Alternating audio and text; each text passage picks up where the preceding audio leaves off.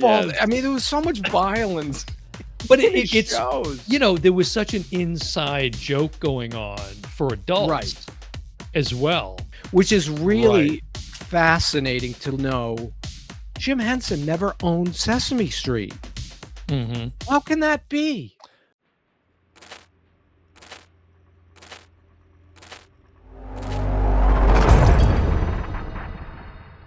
Welcome to the Your Brother Podcast. I'm your host, Dan Smith. Alongside me, as always, my brother from the same mother, Mike Smith. How goes it, Dan? Hey, man, we're back. I thought in tribute, it would be appropriate for this episode. It's not easy being green. As of this recording, coming off of that Celtics loss, it's not easy being green. I got this in the mail. Very nice. Oh, man, Little- somebody who little Celtic- really likes you must have sent that. Little Celtic pride there, yeah. So, Mike. So, speaking of green, so we're gonna do a review. We're gonna chat about the Jim Henson Idea Man, which is streaming now on Disney Plus. It's directed by Ron Howard, of course. Can't think of anybody really better to take this on. He seems like the perfect fit. He's done a number of documentaries. Got to be one of your favorites at this point because you've talked him up recently quite a bit with the Beatles documentary. Right. And I love Solo. That's right. Well, we have a whole episode devoted to why you should love Solo as well. So I think Ron Howard is a top 10, maybe top 5 director. Yeah, and he seems, I would say he seems cut from the same cloth as far as his creativity and his the way that he sort of encapsulates youth and innocence and as Jim Henson does for, I think, pretty much everybody that knows Jim Henson. Yeah, Ron Howard is really an icon, in front of the screen as Opie when he was a kid, and then Richie Cunningham. Yeah. And then behind the screen, he's just as good. Yeah, so sitting there thinking, okay, kids, don't turn away too soon. Yeah, we're gonna be talking about a lot of old references here, but here's two guys that I certainly grew up on. Me too. I was right at that age where they were, TV's taking over as the babysitter, and you're talking Sesame Street and all of that. Which and remember, this is there was only 3 networks back then. This dates us quite a bit, but back in my day, other than the 3 networks, there was PBS, which is where Sesame Street ran. I brought this one up, and then I had said, which you had kind of forgot. I had mentioned, it's directed by Ron Howard, Jim Henson. I forgot that. Yeah, it looked interesting. It's on Disney Plus, so if you have that, it's an easy kind. I'm so glad we watched it because I learned a lot that I thought I knew and I didn't know. Right. Now, do you remember being in his presence? Jim Henson? Yes, I think you were there. No, it was at Disney when it was MGM Studios. No, what was the club called? Mike already with the thumbs up. Club, not Paradise Island. Oh, you mean Pleasure Island? Yeah, Pleasure Island in 1989. I was in the Adventurers Club, which you've been to, right? And actors used to mingle along with, regular people like us who were just there. And I believe now that's the Edison out at Disney Springs for those that are trying to figure out the connection. I think that's right. But it used to be Pleasure Island, and that was my favorite club because you never knew what kind of character would show up, and they would come out of weird places, like they would just show up. And one night I was there. I thought you were with me, but maybe not. But out of some door walks Jim. This is 1989, the year he died, which stunned me. Well, it was 1990. 1990, right? But this is the year he's about to make the deal with Eisner, right? Yeah. So he comes walking out with Liza Minnelli. And the two of them couldn't have looked more uncomfortable. Again, kids with the references, but Google it. But Google it. But to see Jim Henson, and he was kind of frail at the time, but until I watched this, I had no idea he died so young Mhm. and so early. Yeah, at Fred, I don't know if I would say that. I think, like, he was just a tall, kinda lanky guy anyway, so Yeah, you look throughout this entire documentary, and he's, like, thin as a rail most of the time. Plus, right. like, I think his beard weighs more than him, in most of the footage. But, And in our conversation leading up to this, I said to you, there's some people that are just on a different mhm, level. yeah. And I put Walt Disney, Steve Jobs, Jim Henson, Bill Gates in that league. And then after that, it's like tier 2. Mhm. But, Henson was remarkable. Remarkable talent by accident. Well, like you said, well, I wouldn't say talent by accident, but what ended up happening maybe was, Yes. but let's talk about that for a minute because you said, and I had the same reaction. There was so much that I didn't know that I learned by watching this. And, Howard does a good job of kind of it's not only just about an in-depth look at Jim Henson, his life, his career, how he got into this and all that. Some of the challenges, maybe personally, that he went through with the family and with his marriage and all of that.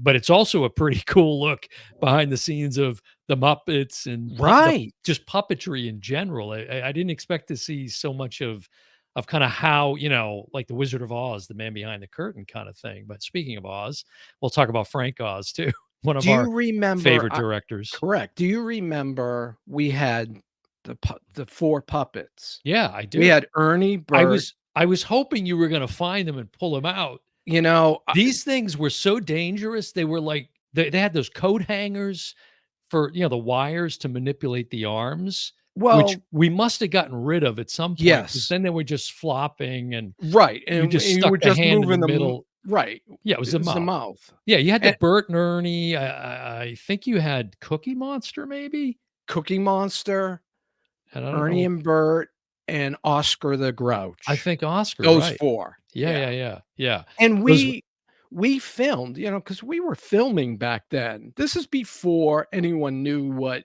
videotape or video cameras were. They were still shooting 8 millimeter, and I don't mean 8 millimeter cartridges, I'm talking reel to reel 8 millimeter. right. And I can remember we were shooting something using the puppets from Sesame Street, and I cut a hole in the Cookie Monster's mouth so we could shove cookies down Yes, his throat. I remember that. Yeah, I used to Yeah. play with those all the time. Another one of the many hand-me-downs that I got. But, this idea, like you said, like he kinda gets into this, not by accident necessarily, but what I found interesting is that the puppetry throughout was really throughout.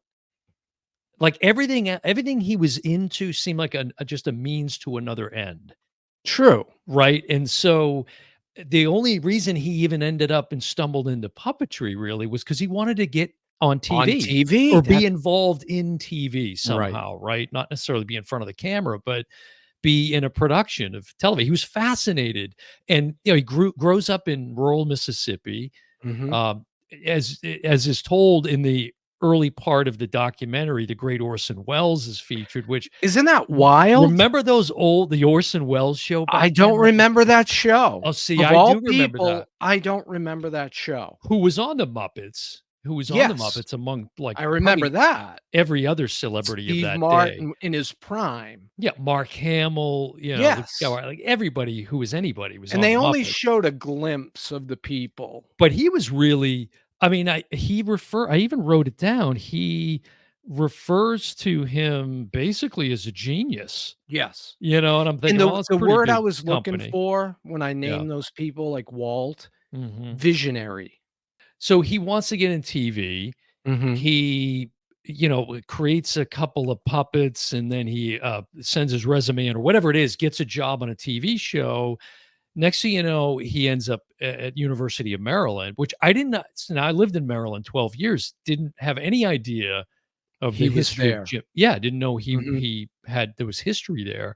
There's now like a monument or something in Hyattsville, Maryland, in honor of him. But anyways, and that's of course where he meets his wife, Correct. Jane. Which Uh, seemed to me like a marriage of convenience. it was really interesting. I mean, she was what, a senior at University of Maryland, She was older. and he was a freshman coming in, Correct. and they meet in this puppeteering class basically. Right. And funny enough, in the documentary, she makes the claim that, she discovered him.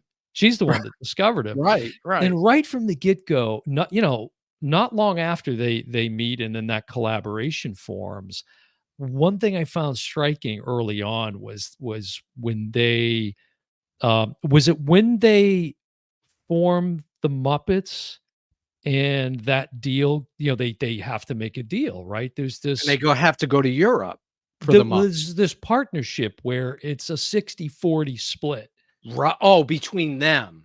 between Yes. he and his wife, and Right. that to me pretty much summed up their relationship from the beginning, Yeah. right? That she was always sort of not lesser than, but she just seemed to get the short shrift in the whole deal. And even when they separated, she guided him Mhm. on what to do with the company, which is Right. really fascinating to know. Jim Henson never owned Sesame Street.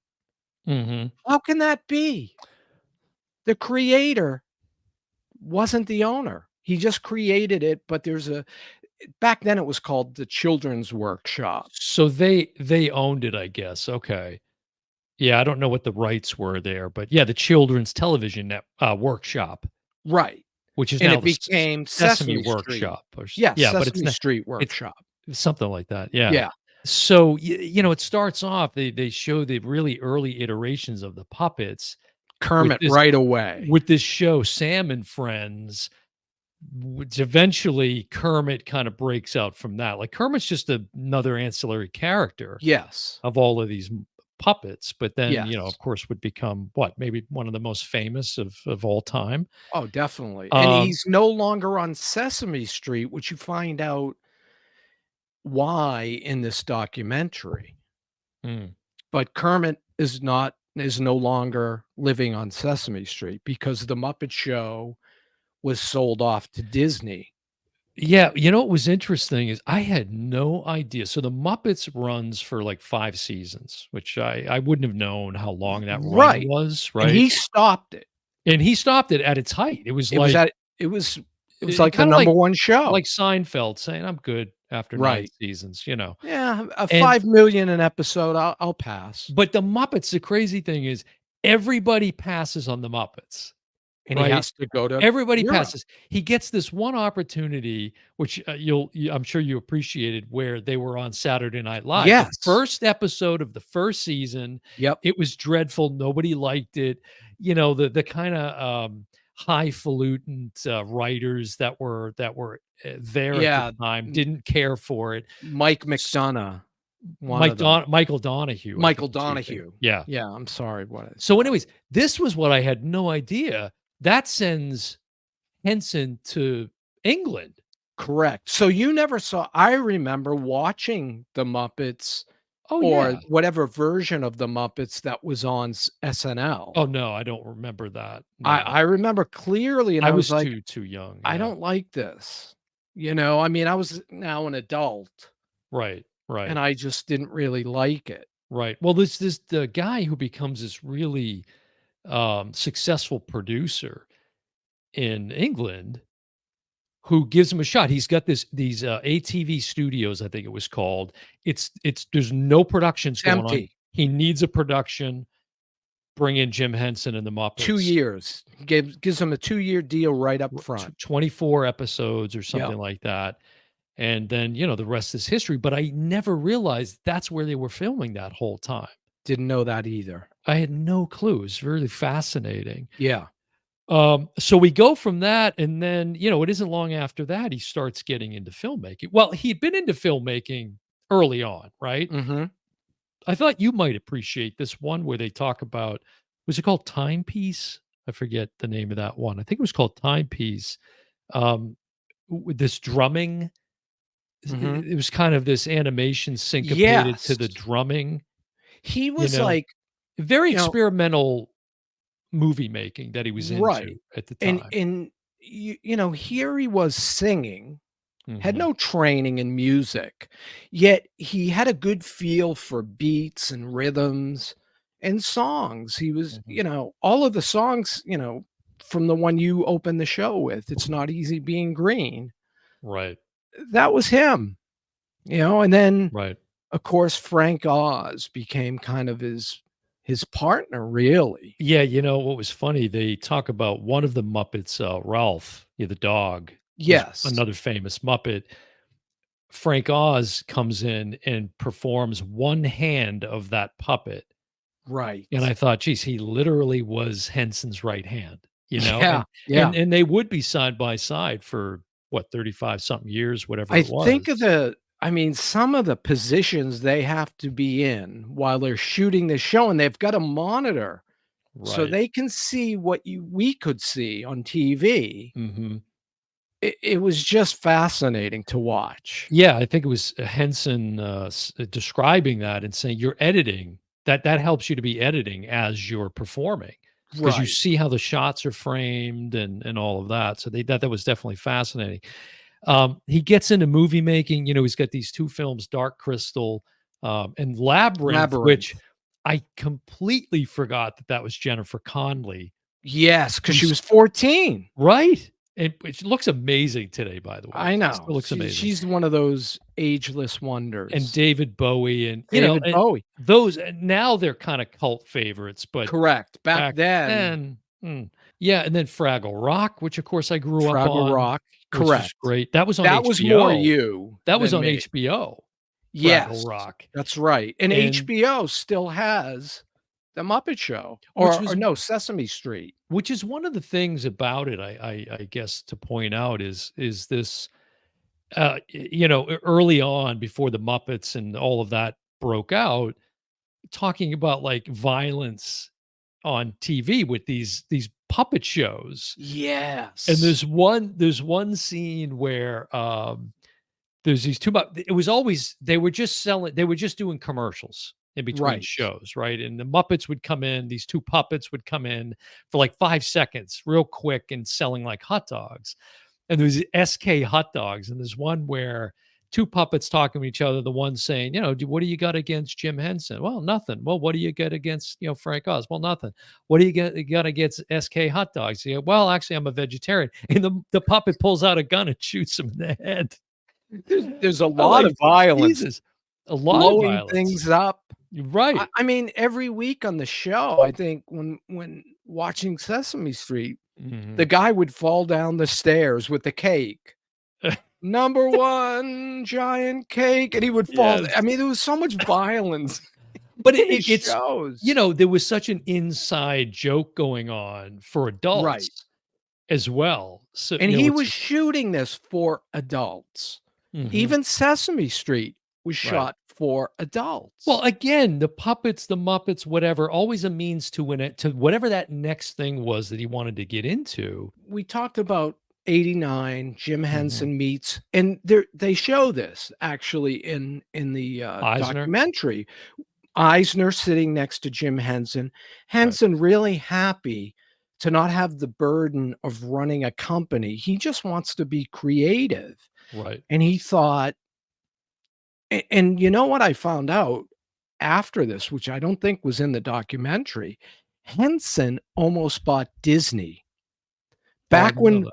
Before Eisner came on board, Disney was about to be sold off to various companies, and they were gonna break it up. Space Mountain was going to Michigan, Mhm, you know, Big Thunder Mountain was going somewhere. So Henson was one of the bidders for Disney, and mhm, ironically, again, Eisner I put in that visionary category. mhm, He's the right. only one since Walt that's had Yeah. the same kind of vision. Yeah, can you imagine if Henson was, looking to make that deal today? We talk about some of the themes, collaboration, puppetry as a means to an end, which youth and innocence and work life balance, of course. But this idea of time that seem to always be front of mind for Henson, especially as you learn, which of course I did not know, and I suppose you did not know, I would imagine, is that he lost his older brother at a very young age. I didn't know that. His brother Is that died. covered in the documentary? I It don't is. It It is, I is, missed yeah, it. yeah. I missed Paul it. Paul Jr. was his brother, and, he died in a car accident on, I believe, an army base. I think he was in the service, and he Mhm. was only 24 years old. So, think about that. So, his brother dies at 24. This is well before he becomes Jim Henson, the world-renowned, Right. Muppet guy and everything. Um, and then he dies at 53. Which It's is just shocking to it's so me. tragic. Yeah, and I remember because you had talked about seeing him at what was then Pleasure Island here Yes. in Florida, and I hadn't moved to Florida yet at that Okay, time, okay. and it Henson died May 16th, 1990. He was only 53, which is way too close to home right now. When I heard that, I was like, "Whoa, that really kinda And hit." and that was less than a year after I saw him, Right, and correct. everybody left them alone because the 2 of them, him and Liza Minnelli, just looked frightened, and they didn't stay long, Mhm. but I was kind of in awe that it was Jim Henson, and I didn't know Ji you know how I knew what Jim Henson looked like? They show it in the documentary, and I wondered if Howard would do it. What? It's the American Express commercial. Oh, really? Because you instantly hear him talking, and it makes you laugh because he sounds like Ernie or Kermit. Yeah, it's hard not to hear Kermit in there, the whole Right. it's just a little Kermit always, but, But he says, "My name's Jim Henson, and I carry mhm, American Express," and I didn't know what he looked like until I interesting. saw that commercial. Well, that's interesting, yeah, and Yeah. and I probably did because I probably some of the things I was watching that he would have made cameos on, whether it was Sesame Street or I don't know if he ever, like, popped into Fraggle Rock, I can't remember. I don't think there was any actual people on that show, but I wanna continue on with this idea of the time, the concept of time throughout Yeah. the documentary because it's mentioned early on in the documentary, his kids who are I think all of them are in the documentary. Yes. His wife is even there's interview footage of her in the Yes. documentary too. Jane. Jane, right. She passed away, I think, in like 2013. Yeah. But he was always in a hurry to kind of get on to the next thing. He had so many ideas, Right. hence the title of the documentary, that he Mhm. was trying to get to, and he just, was relentless in that pursuit. So to think that he ends up dying so young, but yet leaves a legacy that will live on, far outlive all of us. And Um, I think that's why I was so shocked because I had no idea he was that young when he died because his voice is being imitated by another guy that sounds just like him. well, Took over Sesame Street. there's been more than one now. I think it's Mike Vogel is the guy that's been doing it for the last however many years now, Right. but there was one that preceded him, and then he got the boot. I always thought his was his kids, but it wasn't. No. I mean, they got in the business, and Right, his one of one them became a son, director. well, Brian was right up there puppeteering with him. Right, Like on the Dark Crystal, they show them working together, and right. but this haste in which he seemed to do things or chase these projects or things, I couldn't help but think, because at one point, Frank Oz, who most people would I mean, obviously his legendary voices, but I would say Yoda, Of course. probably the most popular of all Although time, Miss right? Piggy, I think, is Miss more Piggy's up there, popular but than Yoda. I said well, he's yoga. certainly more popular than yoga. Yeah, Yeah, because Miss yeah. Piggy did Come yoga. down to That's what Miss I was Piggy's yoga studio and meet Frank Oz for a limited Oh, what time an only. idiot. Wow. But Frank Oz says he would run himself down to the point where he would get sick, and Right, they talk about him getting pneumonia one time right. because they were out in the woods or the swamps or whatever filming for some of these Yes, Muppet things, and they and then showed it. They showed right, him. and then to find out that ultimately some complications due to a strep throat, bacterial infection that he had, And pneumonia. which would claim his life. It's just so tragic. In fact, what was interesting? I had read that, so he makes an appearance on the Arsenio Hall show. Woo, woo, woo, woo, woo. Yeah, The "Woo, woo, dog woo." house or the Right, dog pound. and actually Kermit is reacting to the dog pound in that interview. Did you see this? Have you seen this? No. So I saw the interview, and I might have seen it back then. May 4th, 1990. Wow, that He must have been he died on May 16th. wow. Yeah, So it 'cause he even his literally wife after that interview with Arsenio is when he started complaining about not feeling well. wow. Goes back to New York, and, at first I thought, "Oh, this is gonna turn out to be, something to do," his parents were Christian Scientists, or his mother was. Right, and so Father by wasn't his default. wife too, wasn't she? No, no, Oh, I no, thought she no, was. no. But so I wondered, oh, if maybe he was adverse to certain kinds of medical treatment or whatever, I don't know, Right. he was reluctant to go to the hospital, ultimately did, but by then, because if you read about his passing, the doctor who was treating him said if he had come in a few hours earlier. Yeah, yeah.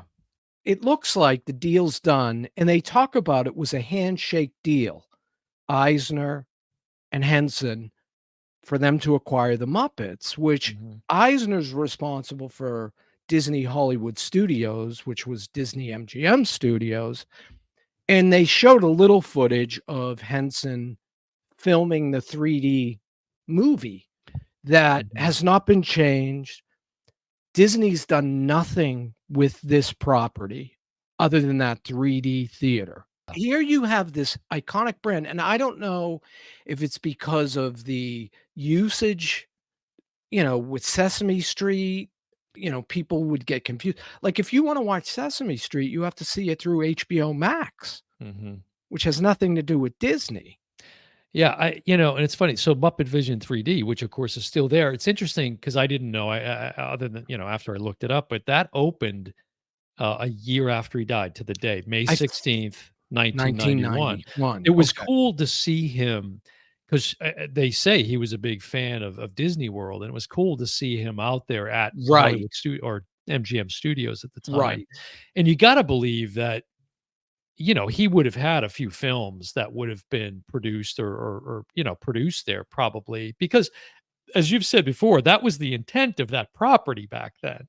Correct. This And whole Hollywood East thing that when never you happened. exactly, that was a bunch of garbage And to we're not build a including theme park. Nickelodeon, we're not including that, Right. but But, the last thing I wanna point out is some of the characters that he like the big giant ones mhm. that were, like, 12, 14 Well, feet tall. Big Bird, for God's sakes. Right, the contraption of Big Bird was incredible. Well, I saw Lion King on Broadway, and I saw it again in London with basically the same cast, and it's obvious to me that that show was inspired by Jim Henson Mm, because they have these gigantic zebras and they're all walking on kinda like stilts like Henson is mhm. in the documentary. He was so innovative Right, and always very forward thinking, of course, which that's why he fits into the categories you a described. visionary. Yeah, What what did we not get from him? A lot, a oh, lot. yeah. Well, one last thing I wanna bring up, that I'm so, uh, grateful to Jim Henson for is, one there is a brief glimpse of, Mike, not a glimpse, but a glimpse Glimpse, of yeah. a little inside reference, Yeah, of, him puppeteering some characters that were featured in my favorite holiday I one know of what my you're favorite holiday movies of all time, which is Emmett Otter's Jug Band Christmas. Oh, okay. But he directed Emmett Otter's Jug Band Christmas, and I fell in love with it at an early age. I think it came out in 1977, and it's just one of those that I watch every year. It's again that it's got that spirit of the youth and innocence, and it's just very sweet. It's a very sweet, touching story, and Henson was a really good ad libber too. You know, you'd see him on these interviews with Both him and it Oz. and Oz, yeah, Yeah. and you have to be, you know, but Yes. to see him bring out Kermit and everybody that was interviewing was always just enamored. You know, as soon as Yeah. Kermit came out, forget about it. Like, they just would Right. lose their mind, and And there's the one. way their eyes go from Mhm.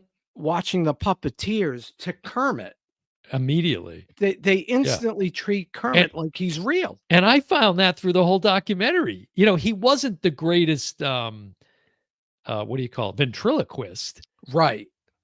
And as he says, I think he alludes to this, is that Kermit's a lot more interesting to look at than I am anyway. So, of course, your attention's gonna be drawn to that puppet, that Muppet, Rita but anyways. Moreno does a Oh, big yeah, Rita thing where Moreno's in it, she's right. just a total admirer. Yeah, there's a great sequence with her in it, you know, from back Yes. in the Muppet Show. And Right, right. she's still going strong too, but, yeah, it just I mean, you know, posthumously thanking him for all the joy And that he's when brought we to were my life. debating whether or not to do this, I'm like, Yeah, well, the age or whatever. I'm like, no, kids are still growing up on Sesame Street. yeah, You know, sure. and how many people who watch us have kids that are watching it or watched it themselves? Correct, who grew up on it like we did. Yeah, Yeah, yeah, and counting and I remember before, because I moved to Florida about 3 months after he died. did you And know like, I don't even remember the announcement. yeah, I was working at the bank, my after school job, Right, and I remember somebody came in or said, or it was on the cover of People or something, that like Kermit the Frog had died.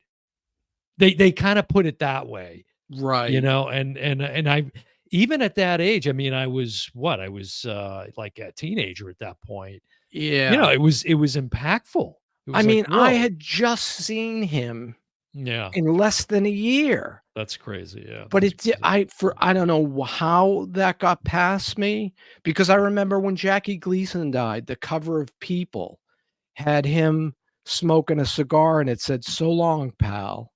Mhm. And I Right. literally got emotional when I saw that. I was I like, remember that, "Wow," yeah. you know? Yeah, I this tugs at you a little bit at times with, you know, it was moving, to learn what the family was going through, right? With this pursuit that he had, like I described earlier, and kind of how that impacts the family negatively. Jane just wants to raise their 5 kids and, Right.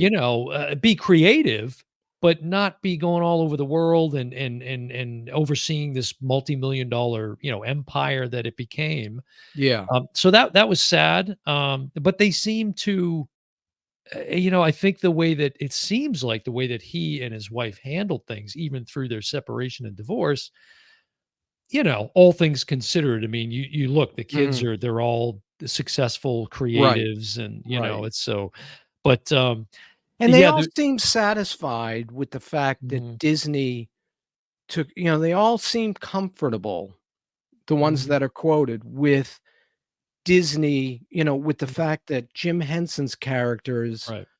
are in the same universe as Walt Disney's characters, Mhm. which makes sense. Right. One last thing I'll say, to me, that kind of sums up the feeling and the spirit of the whole documentary is there's a scene of Kermit on Sesame Street teaching this young girl how to say the alphabet, and they're Mhm. singing it, and she keeps interrupting, saying "Cookie Monster," and And you she's can laughing you can the tell that whole Henson's time. just ad libbing because she Yes. keeps interrupting, Right. and at the very end, he goes out of frame, and then she says, "I love you." And Yeah. he comes back into frame and says, "I love you too." It was so Yeah. touching, and Yeah. that to me is what Jim Henson brought the world, Yeah. not to be sappy about it, but I think that's But that's he was worth a saying. special, Yeah. visionary Yep. kinda guy that, Yep. man, I just imagine what he would have been doing today What we'd had he have. still been. I know. Yeah, I yeah, know, but it's sad. we still have it. I pop on Emmett Otter every Right. Christmas, and Right. it's an amazing And the legacy, Sesame Street will live on And to everybody that was in that troupe, by the way, I mean, Jim Henson, the visionary, kind of spearheaded things, but Fran Brill and Frank Oz and like all of these people that he worked with, I mean, they're part of that legacy too. So The costume designer, you amazing. learn about everybody. Yeah. Yes. It's really well done, and the directing never really gets in the way or becomes it was just so smooth. No, just the opening, "Hi, I'm an idea man." This narration by Henson himself with this Right. puppeteering he's doing to his voice, it's pretty wild, And but for me to see Orson Welles doing a talk show, that's the first time I'd ever seen it, really? See, you'll have to look some of those up on YouTube, and I'm yeah, such an Orson Welles mark. and he's a guy that I could sit and listen to for hours on end. Yeah. It's just fascinating, but for Yeah. him to refer to Henson as a genius, Yeah. that tells you something. So, well, folks, if you were looking for one of the spirited debates between Mike and I, this was not the episode you were going to get that at. It's just Jim Henson is untouchable when it comes to And if I do sounded more that. clever than usual, it's because I'm drinking Oh, Mike's drinking smart smart water. water. It's smart, Smart water. and you can put that with your smart car. Ron Howard's documentary Jim Henson Idea Man. It's streaming now on Disney Plus. That's going to do it for another episode of the Oh Brother Podcast. I'm your host, Dan Smith. Alongside me, as always, my brother from the same mother, Mike Smith. And we will see you next time. Bye, everyone.